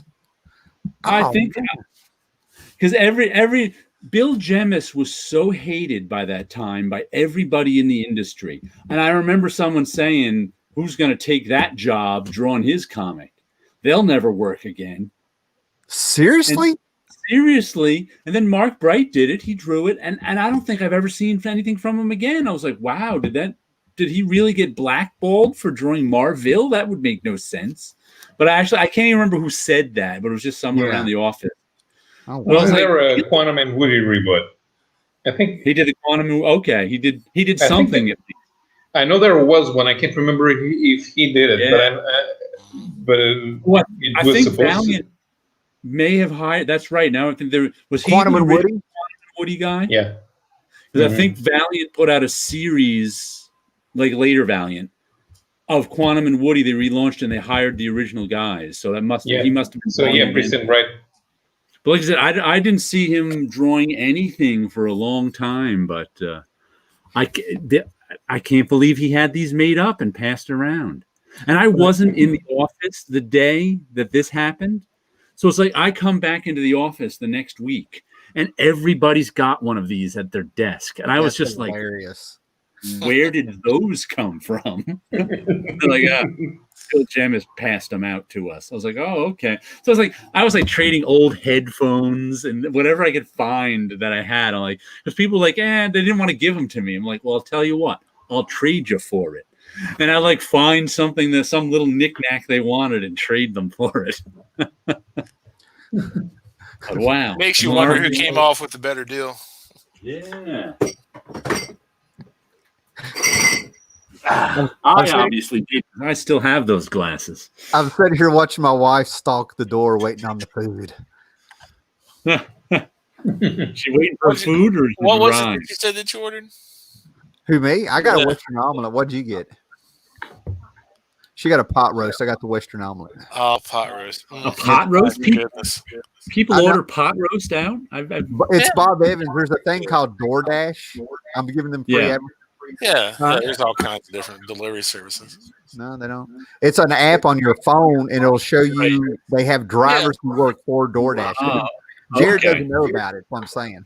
I vaguely know about it. I know there are people who work for DoorDash delivering stuff, but is it? It's like it's like Grubhub. DoorDash contacts the restaurant who contacts a driver.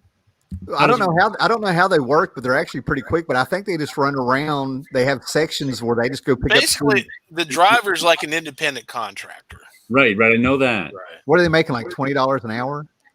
No.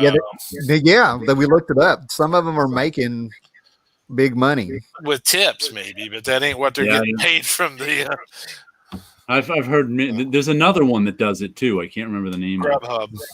Grubhub. Because there's what's the guy's name? Skinny Poet, who used to be a comic book guy years ago. Talking about Tim. What was that? His name's Tim. He's got another channel. Yeah, I know. I'm on it because he's talked about doing that a couple of times. And I check him out every time. I don't know. He was in Alaska, and then it's like I haven't seen any uploads from him except for seriously, I think since like March. I haven't seen. Oh no, he just uploaded something this week. He's got a second channel. Yeah, I have him on Skinny Poet in his Tim channel. He's got his channel. His second channel is where he uploads everything to. I don't think he uploads anything to Skinny Poet anymore. Are you okay? The next town over from where I live, they're doing restaurant deliveries via flying drones. Here we go. If you have to pay for your own car, it's not really $20 an hour. Yeah. What did we look up? We looked it up. Post Skinny. Let me see. I actually saw something from him just today. Post Skinny has a couple channels. That's what's going on. I've got two of them, so he's got more. He bought some Strike Force Moratori from me and stuff a couple years ago. We actually talked there for a little while. Timothy, he's got a channel with his name on it, Timothy Ward. That's the one. That's where he posted it. Okay, I want to put a bell on there because I'm not getting them. Yeah. All right. Am I afraid of dying alone because of my nomadic lifestyle? He posted just yesterday, so he posts fairly regularly on that one. I think I remember the minimalism stuff, but guys, I'm gonna have to go because I have a moonshine up wife over here getting hangry, and y'all just I'm gonna turn the camera around. You look at me like that, and I just about got pounced. If you guys don't hear from me by the morning, send the president. Don't you look at me like that. All right. But thanks for already popping in there. I wish y'all could see this. This is a much better ending. I just want to see you hit with some gravy. That's all I want to see. Gravy fly in. We got last words. We got whatever you guys each want to take a turn talking about, where to find you, or whatever you want. Anything, anything at all. Don't use tape on your comic bags. I saw who was tape it? Is evil. Yes. Wednesday Serial posted a video this week on how to properly tape your comic bags, and I say the way to properly tape your comic bags is never put any tape on them at all. If you want to put some removable labels on your comic bag or something, that's fine. But tape will give you a tape pull sooner or later. No Scotch tape anywhere near a comic bag. What you got, Paolo? That's my last words. Nothing. I read Spawn number 1 to 5 last week. We did it for the book club in the Discord server. And man, it was worse than I remembered. Is that something we can watch? No. You got to be in the server, and then we talk. We don't record it. Yeah, I don't know what a Discord server is because I've already had it a little checked in my head to Google that. So yeah, I just started on a Discord server, but I haven't used it yet. So think of it as Usenet with a better interface and audio. Yeah, sort of. Sleepy Reader agrees with me too. Wise word. No tape anywhere near comics. Bad. And if you have to, put it at an angle on the back. No, you don't have to. No tape. No. I have old comics with tape on them. The first thing I do if I buy a comic with tape on it is take the tape off and throw the tape away. That's step one. Okay, and what happens if the cover's fallen off? Yeah, the first part. If you want to tape a cover to it on a comic, go right ahead. I mean, I'm just saying on your comic bag, don't use tape. Mm-hmm. If you want to fix things with tape, I don't care. I want eventually want to convert everything over to Mylar.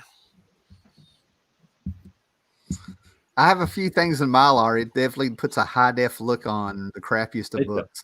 It does. Mylar, I got a bunch of stuff in Mylar too. It really makes things look pretty. Mm-hmm. And I don't think how often do they recommend that you change your Mylar bags out? You don't. It lasts longer than you do. It lasts for hundreds of years. That's what I was getting. Well, I was wanting to say it's what the Library of Congress uses to archive documents with. Nice. Well, my message. Tim's having too good a time over there waiting for DoorDash. She is. You're a star right now. We have Sleepy Reader who's over like on the West Coast. It's like it's awful late for dinner over there, so I think he's feeling your pain. Yeah. Well, it's already tomorrow over here. I think it's like 3:00 for Paolo now too. Okay, so Paolo, it's 1:00. When are we going to have the sausage links and get rid of the oatmeal? Oh no. And you use top loaders anymore? I've never used a top loader. They're too expensive. Never have. If I had an expensive comic, maybe I'd put it in a top loader. I could see like if you had like a sketch or something, it was like on 8.5 by 11 paper. I could see put something like that in it. Like sometimes I put drawings and things in Mylar. Like here's a Howard Chaykin drawing, and I put it on a backing board, and I mount it with little with photo corners. I mount it on there where you just slip them into the photo corners, and then I put that in Mylar. And I do that with a lot of stuff. Here, any little sketch I get, I will mount on a backing board and put in Mylar. So that's how there's a this one's just in a regular bag. This is a Mobius print. Nice. But yeah, that's what I like to do with my sketches is put them in Mylar.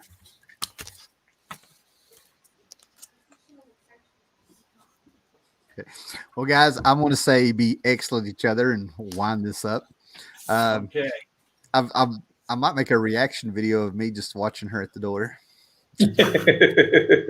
Make a reaction video of you watching her eat dinner. I'm sure that'll be a good one. Been there.